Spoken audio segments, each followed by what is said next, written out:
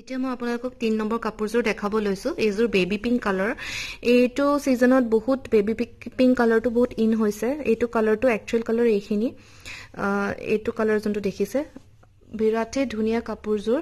গুনাৰ কামেৰে কাম কৰা হৈছে এইটো হল আঁচলত আপোনাৰ হট পিংক কালাৰৰ মিনা কৰা হৈছে ডিজাইনটো সব কিমান ইউনিক কলকা ডিজাইনৰ আৰু ইয়াৰ এই কাপোৰযোৰৰ হাইলাইটখন হল মেখেলাখন কাপোৰযোৰৰ কালাৰটো একচুয়াল কে আহা নাই ইয়াতে অকন হোৱাইটিশ লাগিছে পিংকটো বাট টোনটো ইয়েলোইশ হয় হোৱাইটিশ নহয় বহুত ব্ৰাইট হয় কালাৰটো একচুয়াল কালাৰটো আপোনাৰ আনিব পৰা নাই মই বাট দেন এই মেখেলাখন হল হাইলাইট কিয় কৈছো কাৰণ মেখেলাখন চাওক আঁচলৰ পাৰ্টটো এনেকুৱাকে দিয়া হৈছে তাৰ পিছত আপোনাক এনেকুৱাকে বুটা কৰি দিয়া হৈছে বিৰাট ধুনিয়া ওপৰলৈকে মেখেলা আৰু চাদৰখন মানে অলপমান ইউনিক কে কৰা হৈছে মেখেলাখিনি হেভি চাদৰখন সেমি হেভি বুলি ক'ব পাৰে কাৰণ আঁচলত হেভি ডিজাইন আছে আৰু গাটোত এনেকুৱাকে সৰু সৰু বুটা কৰা হৈছে আৰু এইখিনি হল সাইড পটিখিনি এক্সট্ৰাকে আছে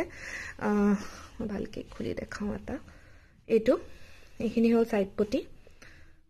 এইখিনি সাইড পটি হল আৰু ব্লাউজটো বহুত ইউনিক আপোনাৰ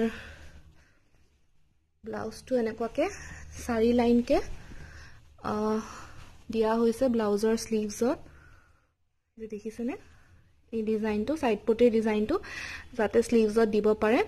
আজিকালি সবে 3/4 স্লিভছ দিলাই তো সেই কাৰণে এনেকুৱাকে স্লিভছত দিব পৰাকে ব্লাউজখন দিয়া হৈছে বিৰাটে ধুনিয়া কাপোৰ